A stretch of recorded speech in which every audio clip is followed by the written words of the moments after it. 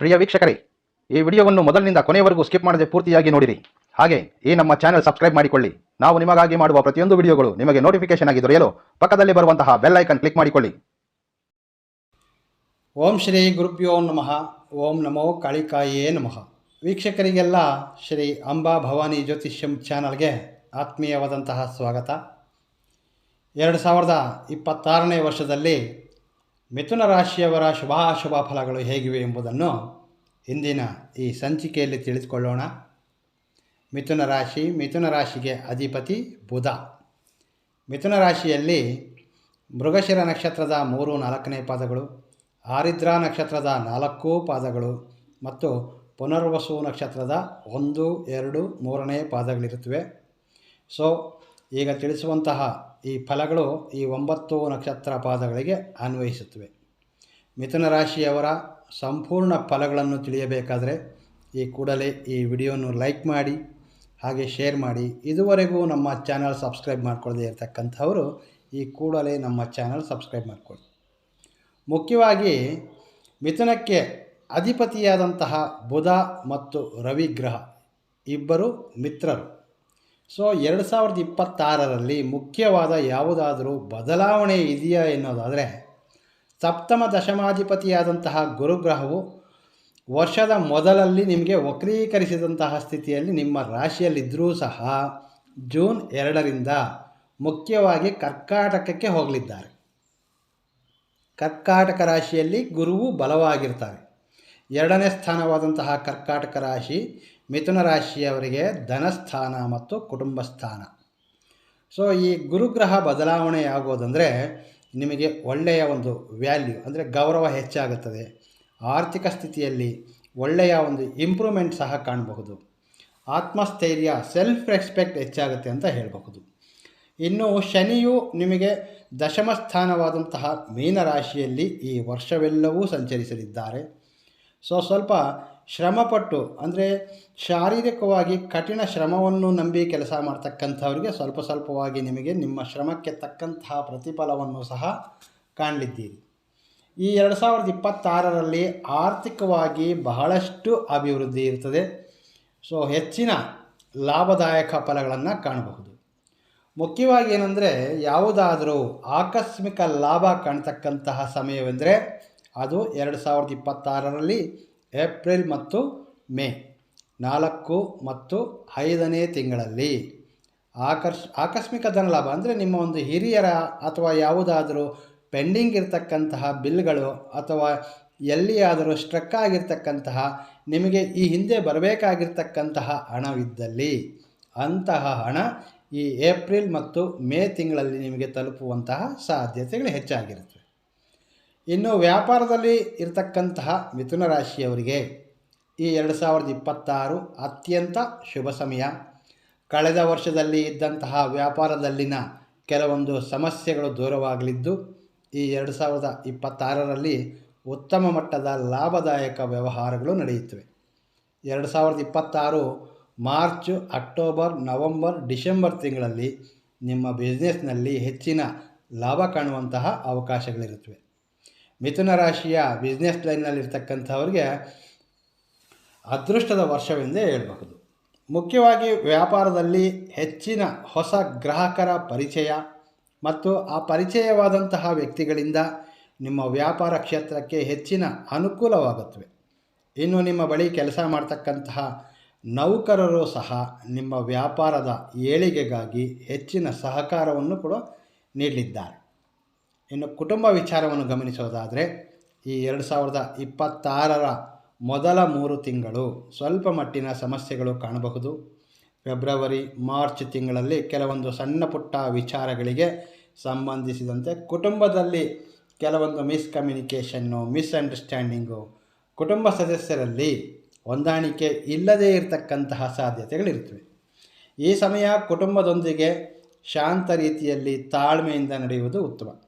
2026ರ ಮೇ ತಿಂಗಳಿಂದ ಕುಟುಂಬದಲ್ಲಿ ಶಾಂತ ವಾತಾವರಣ ಕೂಡಿ ಬರಲಿದ್ದು ನಿಮ್ಮ ಪ್ರತಿ ಕಾರ್ಯದಲ್ಲಿಯೂ ಸಹ ನಿಮ್ಮ ಕುಟುಂಬ ಸದಸ್ಯರ ಸಹಕಾರ ಪಡೆದುಕೊಳ್ಳಬಹುದು.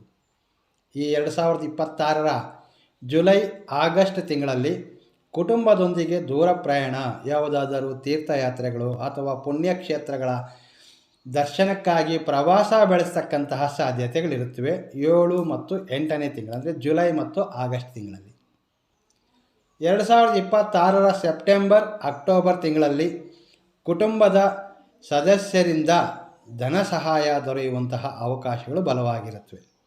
ಸೆಪ್ಟೆಂಬರ್ ಮತ್ತು ಅಕ್ಟೋಬರ್ ತಿಂಗಳಲ್ಲಿ ನಿಮ್ಮ ಬಾಳ ಸಂಗಾತಿಯಿಂದ, ನಿಮ್ಮ ಪತಿ ಅಥವಾ ಪತ್ನಿಯಿಂದ ಆರ್ಥಿಕವಾಗಿ ಧನ ಸಹಾಯ ದೊರೆಯುತ್ತದೆ ಅಂತ ಹೇಳಬಹುದು. ಈ 2026ರಲ್ಲಿ ಈ ಹಿಂದೆ ಇದ್ದಂತಹ ಕೆಲ ಸಮಸ್ಯೆಗಳಿಂದ ದೂರವಾಗುವಂತಹ ನಿಮ್ಮ ಬಾಳ ಸಂಗಾತಿಯ ಹಾಗೆ ದಂಪತಿಗಳಲ್ಲಿ ಒಬ್ಬರಿಂದೊಬ್ಬರು ಬೇರೆಯಾಗಿ ದೂರವಾಗಿರ್ತಕ್ಕಂತಹ ನಿಮ್ಮ ಪತಿ ಅಥವಾ ಪತ್ನಿ ಮರಳಿ ತಮ್ಮ ಮನಸ್ಥಿತಿಯನ್ನು ಬದಲಾಯಿಸಿ ನಿಮ್ಮ ಬಳಿ ಸೇರುವಂತಹ ಅವಕಾಶಗಳು ಸಹ ಬಲವಾಗಿರುತ್ತವೆ.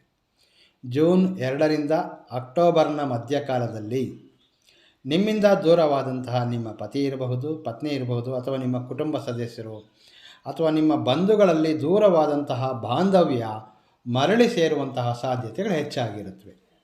2026ರಲ್ಲಿ ಉದ್ಯೋಗದಲ್ಲಿರ್ತಕ್ಕಂತಹ ಮಿಥುನ ರಾಶಿಯವರಿಗೆ ಮಿಶ್ರ ಫಲಗಳು ಕಾಣಲಿವೆ. ಜನವರಿಯಿಂದ ಮೇ ಕೊನೆಯವರೆಗೆ ಸಾಧಾರಣ ಫಲಗಳು ಕಾಣಲಿದ್ದು, ಜೂನ್ 2ರಿಂದ ಹೆಚ್ಚಿನ ಶುಭ ಫಲಗಳು ಅಂತ ಹೇಳ್ಬೋದು. ಉದ್ಯೋಗ ಸ್ಥಳದಲ್ಲಿರ್ತಕ್ಕಂತಹ ಕೆಲವೊಂದು ಸಮಸ್ಯೆಗಳು ಸಹ ಜೂನ್ನಲ್ಲಿ ಪರಿಷ್ಕೃತಗೊಳ್ಳುತ್ತವೆ.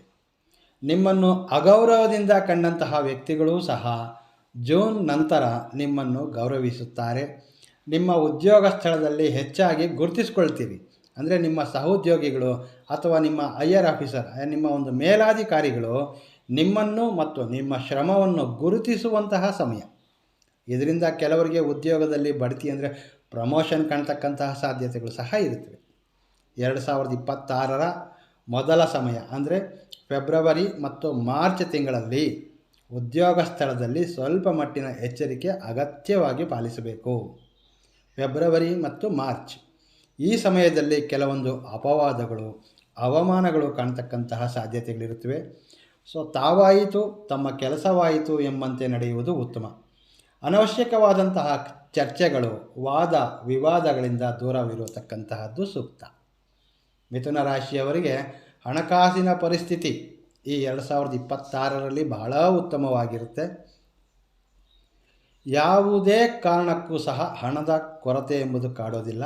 ಆದರೆ ಬಂದಂತಹ ಹಣವನ್ನು ಅನವಶ್ಯಕ ಖರ್ಚುಗಳಿಂದ ದೂರವಿದ್ದು ಉಳಿತಾಯ ಮಾಡುವುದು ಸೂಕ್ತ. 2026ರ ಮೇ ಮತ್ತು ಜೂನ್ನಲ್ಲಿ ಭೂ ಸಂಬಂಧಿತ ಅಥವಾ ಚಿನ್ನಾಭರಣಗಳ ಮೇಲೆ ಇನ್ವೆಸ್ಟ್ ಮಾಡೋದರಿಂದ ಹೆಚ್ಚಿನ ಒಂದು ರಿಟರ್ನ್ಸ್ ಕಾಣಲು ಅವಕಾಶವಿರುತ್ತದೆ. ಮಿಥುನ ರಾಶಿಯವರಿಗೆ ಈ 2026ರಲ್ಲಿ ಭೂಮಿ ಖರೀದಿ ಅಥವಾ ಮನೆಗಳನ್ನು ಕೊಳ್ಳುವಂತಹ ವಿಚಾರಗಳಲ್ಲಿ ಹೆಚ್ಚಿನ ಶುಭ ಫಲಗಳು ಕಾಣಲಿದ್ದೀರಿ. ನೂತನ ಗೃಹ ನಿರ್ಮಾಣ ಅಥವಾ ವ್ಯವಸಾಯ ಸಂಬಂಧ ಭೂ ಖರೀದಿಸುವಂತಹ ಸಾಧ್ಯತೆಗಳು ಸಹ ಬಲವಾಗಿವೆ ಅಂತ ಹೇಳ್ಬೋದು. ಇಂತಹ ಸಂದರ್ಭಗಳಲ್ಲಿ ನಿಮಗೆ ಆರ್ಥಿಕವಾಗಿ ನಿಮ್ಮ ಕುಟುಂಬದಿಂದ ಮತ್ತು ಬಂಧುಗಳಿಂದ ಸಹ ಧನ ಸಹಾಯ ಮತ್ತು ಸಹಕಾರ ದೊರೆಯುತ್ತೆ. ಆರೋಗ್ಯ ವಿಚಾರವನ್ನು ಗಮನಿಸೋದಾದರೆ ಮಿಥುನ ರಾಶಿಯವರಿಗೆ 2026ರ ಏಪ್ರಿಲ್ ಮತ್ತು ನವೆಂಬರ್ ಮಾಸದಲ್ಲಿ ಆರೋಗ್ಯಕ್ಕೆ ಸಂಬಂಧಿಸಿದಂತಹ ಕೆಲವೊಂದು ಸಮಸ್ಯೆಗಳು ಕಾಣಬಹುದು. ಮುಖ್ಯವಾಗಿ ಈ ಏಪ್ರಿಲ್ ಮತ್ತು ನವೆಂಬರ್ನಲ್ಲಿ ಚರ್ಮ ವ್ಯಾಧಿಗಳು ಅಥವಾ ರಕ್ತ ಸಂಬಂಧಿತ ಪಾದಗಳಿಗೆ ಸಂಬಂಧಿಸಿದಂತಹ ನೋವುಗಳು ಕಾಣ್ತಕ್ಕಂತಹ ಸಾಧ್ಯತೆಗಳಿರುತ್ತವೆ. ಈ ಒಂದು ಸಿಂಪ್ಟಮ್ಸ್ ಕಂಡಲ್ಲಿ ಕೂಡಲೇ ನೀವು ವೈದ್ಯರನ್ನು ಸಂಪರ್ಕಿಸುವುದು ಸೂಕ್ತ. ಅದರಲ್ಲೂ ಹಿರಿಯರು 60+ ಇರತಕ್ಕಂತಹ ಹಿರಿಯ ವಯಸ್ಕರು ಮಿಥುನ ರಾಶಿಯವರು ಹೆಚ್ಚಿನ ಆರೋಗ್ಯದ ಕಡೆ ಗಮನ ಕೊಡ್ತಕ್ಕಂತಹದ್ದು ಸೂಕ್ತ. ಉಳಿದಂತೆ ವಿದ್ಯಾರ್ಥಿಗಳಿಗೆ ಈ 2026ರ ಜೂನ್ನಿಂದ ಅಕ್ಟೋಬರ್ವರೆಗೆ ವಿದ್ಯೆಯಲ್ಲಿ ಹೆಚ್ಚಿನ ಅನುಕೂಲವಾಗುವಂತಹ ಸಾಧ್ಯತೆಗಳಿರುತ್ತವೆ. ವಿದ್ಯೆಯಲ್ಲಿ ಹೆಚ್ಚಿನ ಆಸಕ್ತಿ, ಏಕಾಗ್ರತೆ ಮತ್ತು ಗುರುಗಳ ಪೋಷಕರ ಸಹಕಾರ ದೊರೆಯುತ್ತದೆ. ಸೆಪ್ಟೆಂಬರ್ ಮತ್ತು ಅಕ್ಟೋಬರ್ನಲ್ಲಿ ಯಾವುದಾದರೂ ಮುಖ್ಯವಾದಂತಹ ಪರೀಕ್ಷೆಗಳಲ್ಲಿ ಹೆಚ್ಚಿನ ಲಾಭವಾಗ್ತಕ್ಕಂತಹ ಮತ್ತು ಕಾಂಪಿಟೇಟಿವ್ ಎಕ್ಸಾಮ್ಗಳಲ್ಲಿ ಯಶಸ್ವಿಯಾಗ್ತಕ್ಕಂತಹ ಸಾಧ್ಯತೆಗಳು ಬಲವಾಗಿರುತ್ತವೆ.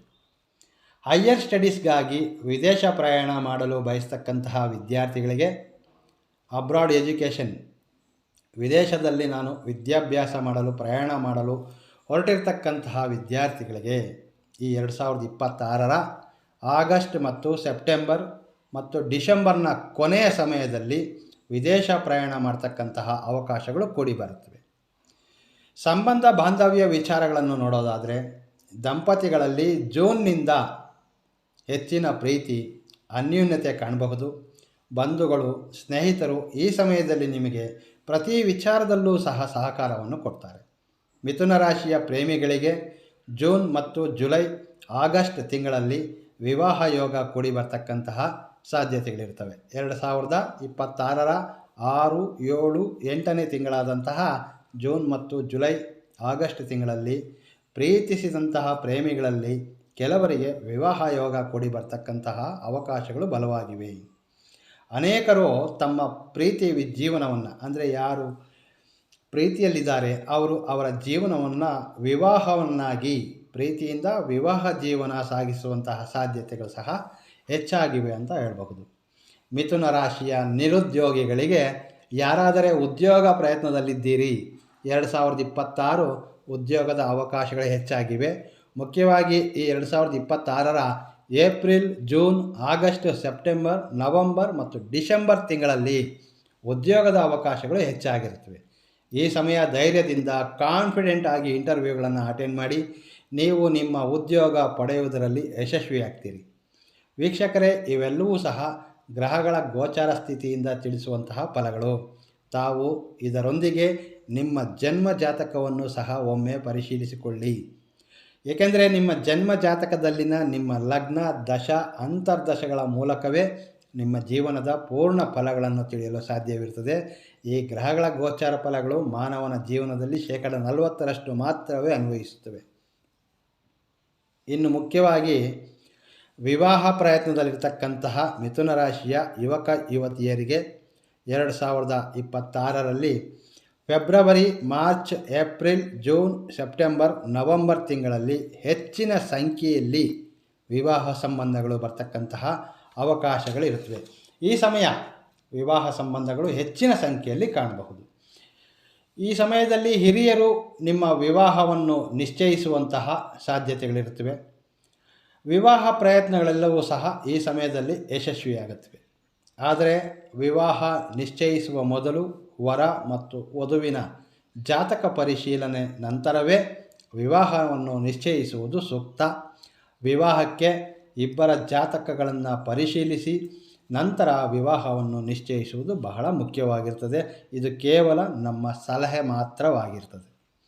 ಇನ್ನು ಮಿಥುನ ರಾಶಿಯವರು ಈ 2026ರಲ್ಲಿ ಗುರುದತ್ತ ನಾಮಸ್ಮರಣೆ, ಸತ್ಯನಾರಾಯಣ ವ್ರತ, ಲಕ್ಷ್ಮೀ ಅಷ್ಟೋತ್ತರಗಳನ್ನು ಪಠಿಸೋದಾಗಲಿ ಅಥವಾ ಪ್ರತಿ ವರ್ಷ ನೀವು ಆಚರಿಸುವಂತಹ ಪೂಜಾ ಕಾರ್ಯಗಳು, ಹಬ್ಬಗಳು, ಹಾಗೆ ಕುಟುಂಬ ಮತ್ತು ಬಂಧುಗಳೊಂದಿಗೆ ನಿಮ್ಮ ಹಿರಿಯರ ಕಾಲದಿಂದಲೂ ಬಂದಿರತಕ್ಕಂತಹ ಯಾವುದಾದರೂ ದೈವಿಕ ಪೂಜಾ ಕಾರ್ಯಗಳು ಆಚರಿಸೋದ್ರಿಂದ ಇನ್ನಷ್ಟು ಶುಭ ಫಲಗಳು ಕಾಣ್ತಕ್ಕಂತಹ ಸಾಧ್ಯತೆಗಳಿರುತ್ತವೆ. ಇದಿಷ್ಟು 2026ರ ಮಿಥುನ ರಾಶಿಯವರ ಫಲಗಳು. ವೀಕ್ಷಕರೇ, ಮಿಥುನ ರಾಶಿಯವರ ಫಲಗಳ ವಿಶ್ಲೇಷಣೆ ನಿಮಗೆ ಇಷ್ಟವಾದಲ್ಲಿ ತಪ್ಪದೇ ವಿಡಿಯೋವನ್ನು ಲೈಕ್ ಮಾಡಿ, ಶೇರ್ ಮಾಡಿ. ನಮಸ್ಕಾರ. ಸರ್ವೇ ಜನೋ ಸುಖಿನೋ ಭವಂತು.